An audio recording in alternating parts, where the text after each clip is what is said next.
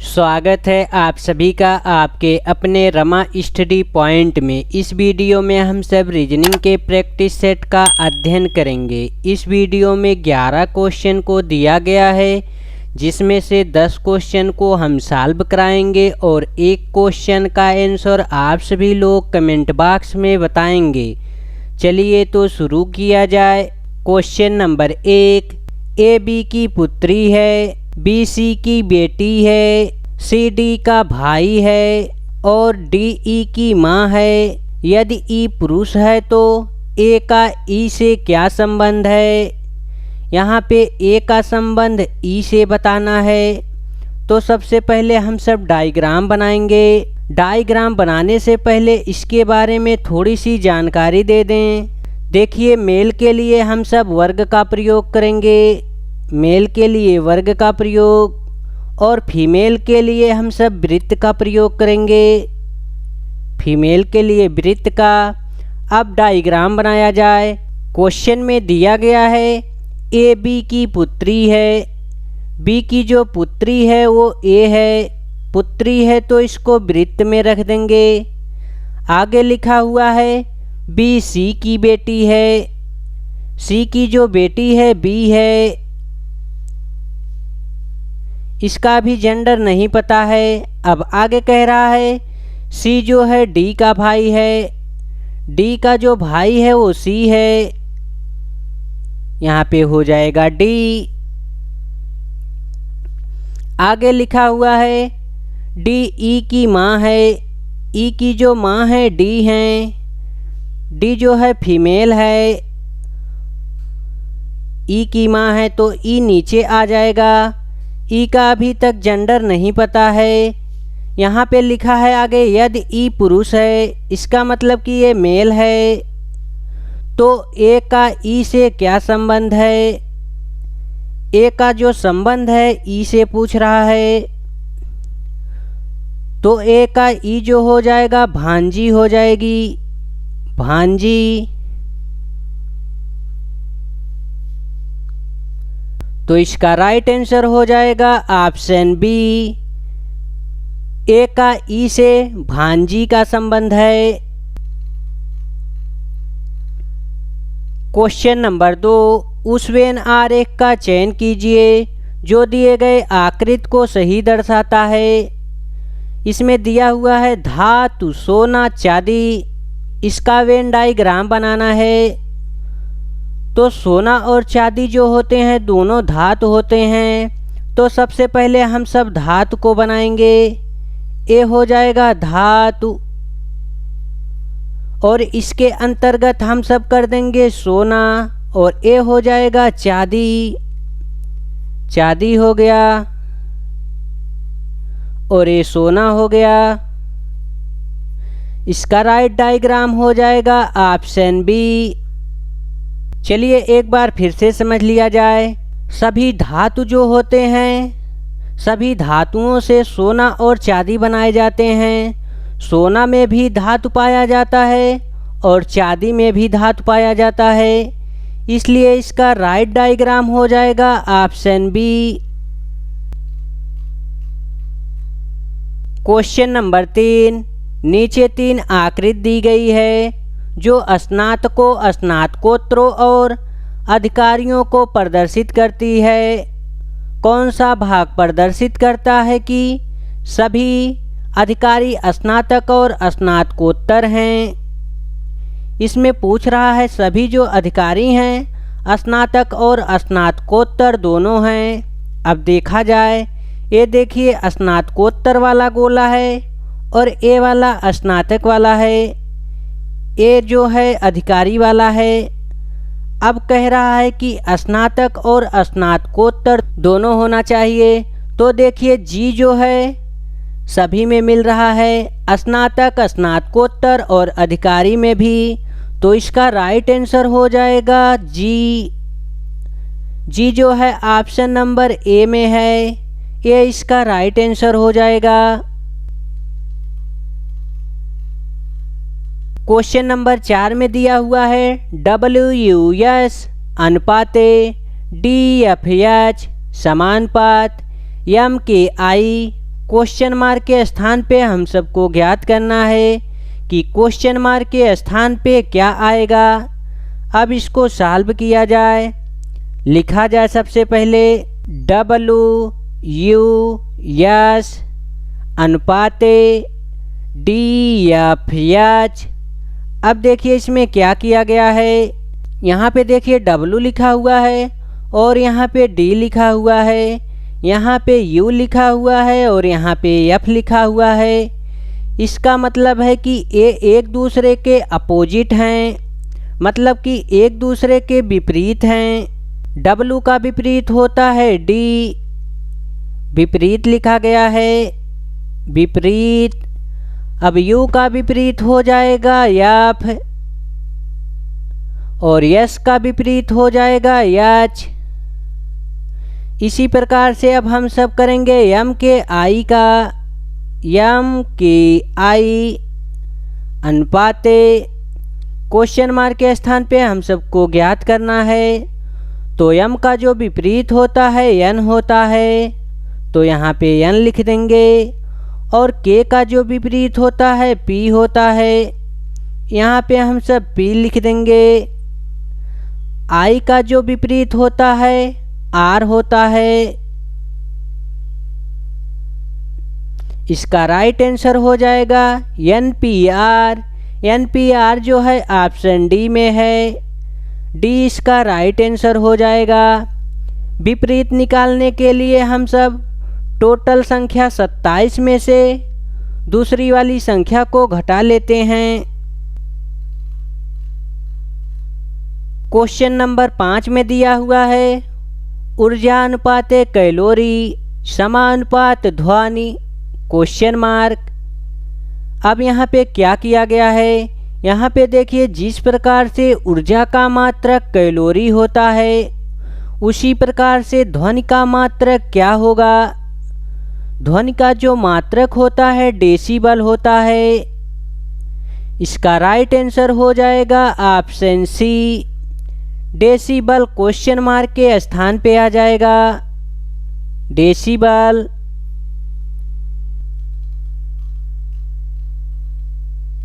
Question number 6, PALE का code 7865 है और EART का कोड 58432 है। तो ALERT का कोड क्या होगा। यहाँ पे देखिए लिखा हुआ है ALERT, अलर्ट, अलर्ट का पूछ रहा है कोड। तो यहाँ पे देखिए सभी का कोड दिया हुआ है, इन्हीं अक्षरों को नीचे लिखा हुआ है। अब कह रहा है ए का कोड, ए देखिए यहाँ पे 2 नंबर पे है, 2 नंबर पे यहाँ पे 8 लिखा हुआ है। अब हम सब 8 को यहाँ पे लिख देंगे। इसके बाद लिखा हुआ है यल, यल देखिए यहाँ पे तीसरे नंबर पे है, 3 नंबर पे यहाँ पे आएंगे तो हो जाएगा छा, यहाँ पे छा लिख देंगे। अब हो गया ई, ई का पूछ रहा है, ई जो है यहाँ पे चौथे स्थान पे है, तो चौथे स्थान पे आएंगे तो 5 मिलेगा, 5 को लिख लेंगे। अब कह रहा है आर का कोड, आर जो है यहाँ तीसरे नंबर पे है और यहाँ पे तीसरे नंबर पे 4 लिखा हुआ है, तो हम सब 4 को लिखेंगे। अब टी, टी जो है यहाँ पे चौथे नंबर पे है और चौथे नंबर पे यहाँ 3 लिखा हुआ है, 3 को लिख देंगे। अलर्ट का कोड हो जाएगा 86543, 86543 जो है ऑप्शन सी में है, ऑप्शन सी जो है इसका राइट आंसर है। क्वेश्चन नंबर 7 में दिया हुआ है श्रेणी में लुप्त पद ज्ञात कीजिए। लुप्त पद मतलब क्वेश्चन मार्क के स्थान पे हम सबको ज्ञात करना है। यहाँ पे लिखा हुआ है 1, 2, 6, 12, 36, 72 क्वेश्चन मार्क के स्थान पे ज्ञात करना है। अब हम सब लिखेंगे 1, 2, 6, 12, 36, 72 क्वेश्चन मार्क। क्वेश्चन मार्क के स्थान पे ज्ञात करना है। तो यहाँ पे क्या किया जाए कि 2 हो जाए। 1 में हम सब 2 से गुणा करेंगे तो 2 हो जाएगा। अब 2 में हम सब 3 से गुणा करेंगे तो 6 हो जाएगा।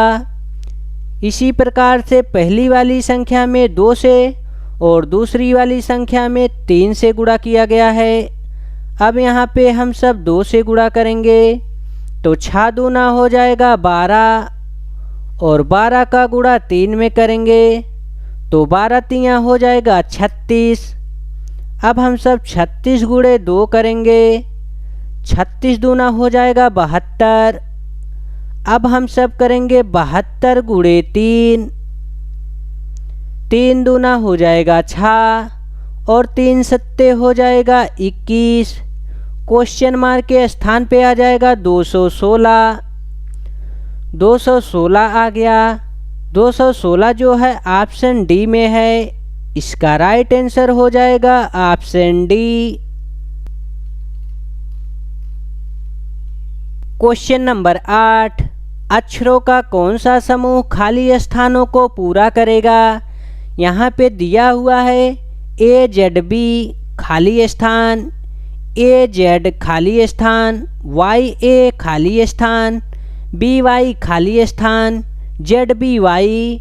हम सबको खाली स्थान पर भरना है। क्या भरा जाएगा? तो सबसे पहले हम सब इन अक्षरों को काउंट करेंगे। यहाँ पे 1 2 3 4 5 6 7 8 9 10 11 12 13 14 15 16। यहाँ पे टोटल संख्या है 16। 16 को हम सब किससे डिवाइड कर सकते हैं? 16 को हम सब 4 से डिवाइड कर सकते हैं या 8 से डिवाइड कर सकते हैं। तो सबसे पहले हम सब 4 से डिवाइड करेंगे। इसको 4 से डिवाइड कर देंगे। अब देखिए यहाँ पे लिखा हुआ है AZB और यहाँ पे देखिए लिखा है ZBY। इसका मतलब है कि यहाँ पे Y लिखा जाएगा। अब देखिए यहाँ पे लिखा हुआ है AZ, Z के बाद B लिखा हुआ है तो यहाँ पे B लिख देंगे। अब यहाँ पे लिखा हुआ है A के बाद Z था तो यहाँ पे Z लिख देंगे। AZBY, इसका सीरीज बन रहा है AZBY तो इसमें हो जाएगा AZBY। अब यहाँ पे क्या भरा गया है? YBZA।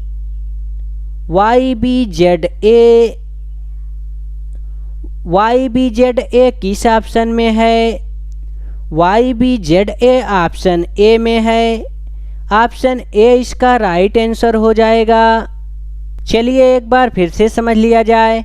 यहाँ पे देखिए टोटल जो अक्षरों की संख्या थी वो 16 थी। 16 को हम सब या तो 4 से डिवाइड कर सकते हैं या तो 8 से। तो सबसे पहले हम सब छोटी वाली संख्या से डिवाइड करेंगे। तो हम सब यहाँ पे 4 से डिवाइड किए थे। 4 से डिवाइड किए तो यहाँ पे सीरीज कैसी बन रही है? देखिए यहाँ पे लिखा था AZB और यहाँ पे लिखा हुआ था ZBY। इसका मतलब है कि Y जो है यहाँ पे नहीं लिखा गया है तो इसका जो सीरीज बनेगा AZBY होगा। पहले में देखिए AZBY हो गया, दूसरे में हो गया AZBY। यहाँ पे Y को भरना था और यहाँ पे B को भरना था और इस वाले में Z को भरना था और इसमें A को भरना था। अब आप सभी लोग क्वेश्चन को आसानी से समझ गए होंगे।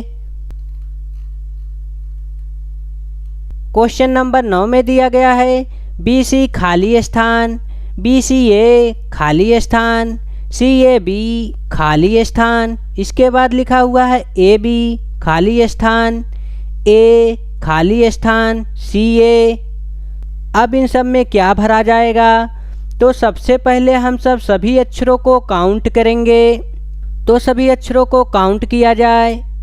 1 2 3 4 5 6 7 8 9 10 11 12 13 14 15 16 17 18। इसमें टोटल संख्या जो है 18 है। 18 को हम सब किससे डिवाइड कर सकते हैं? 18 को हम सब 3 से या फिर 6 से डिवाइड कर सकते हैं। तो सबसे पहले हम सब छोटी वाली संख्या से डिवाइड करेंगे। यहाँ पे 3 से डिवाइड करेंगे। 3 3, यहाँ पे 3 हो गया, यहाँ पे भी 3, यहाँ पे भी 3। अब देखिए इसमें क्या बन रहा है सीरीज BC। इसमें देखिए लिखा हुआ है BCA, यहाँ पे हो जाएगा A। इसका सीरीज बन रहा है BCA, इसमें हो जाएगा B और इसमें हो जाएगा BCA, C हो जाएगा।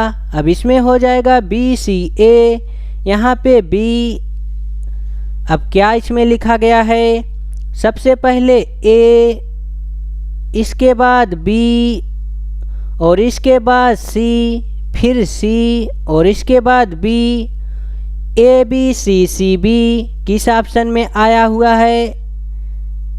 ABCCB ऑप्शन C जो है इसका राइट आंसर है।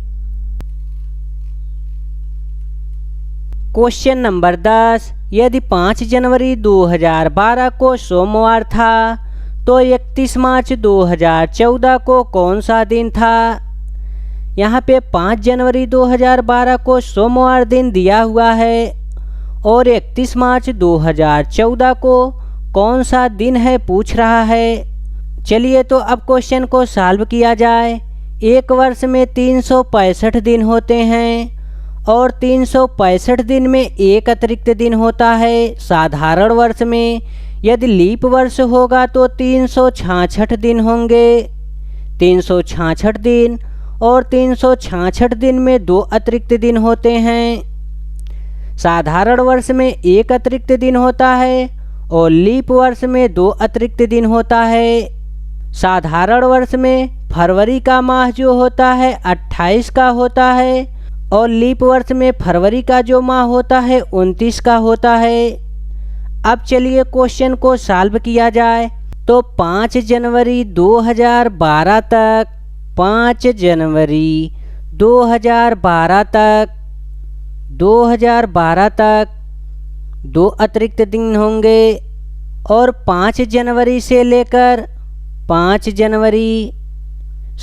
2013 तक 1 अतिरिक्त दिन होगा। अब यहाँ पे क्या पूछा है? अब देखिए आगे 2014 का बताना है। तो 2014 जो है साधारण वर्ष है। साधारण वर्ष है कैसे पता किया जाता है? 2014 में हम सब 4 से डिवाइड करेंगे तो 4 से डिवाइड नहीं होगा तो आ जाएगा साधारण वर्ष। अब देखिए यहाँ पे 5 जनवरी दिया हुआ है तो 31 माइनस हम सब कर देंगे 5। 5 के बाद हो जाएगा फरवरी। अब पूछ रहा है साधारण वर्ष तो यहाँ पे हो जाएगा 28 दिन। फरवरी के बाद आता है मार्च। मार्च में पूछा गया था 31 मार्च को कौन सा दिन होगा। टोटल संख्याओं को जोड़ लेंगे तो यहाँ से अब 11 हो जाएगा।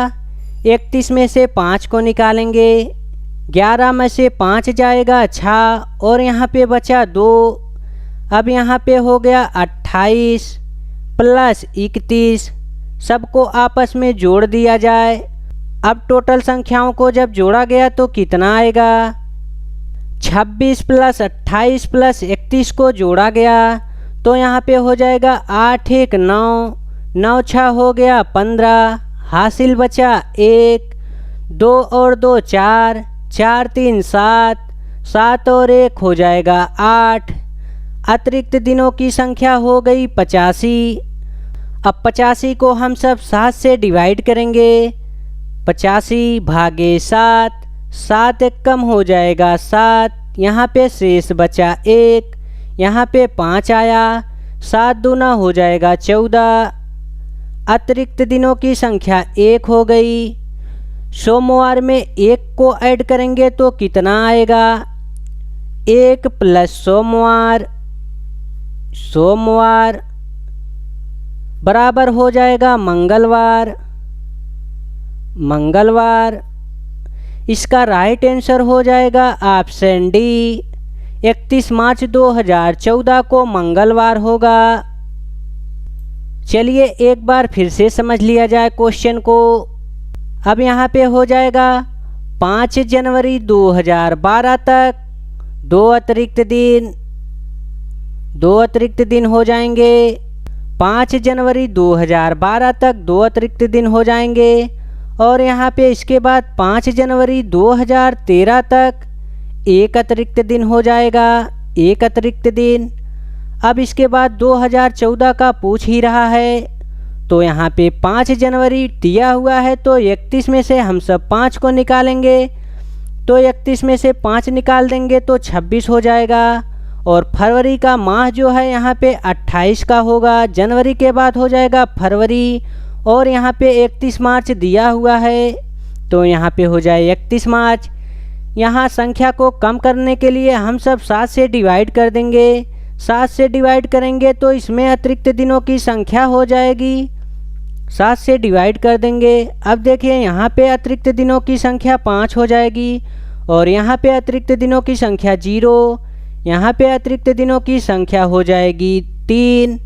7 चौका 28 और 3 31, टोटल अतिरिक्त दिनों की संख्या हो जाएगी 8। 8 अतिरिक्त दिन हो गए। अब इसको 8 में हम सब फिर 7 से भाग करेंगे। अब अतिरिक्त दिन बचेगा 1। सोमवार प्लस 1 हो जाएगा मंगलवार।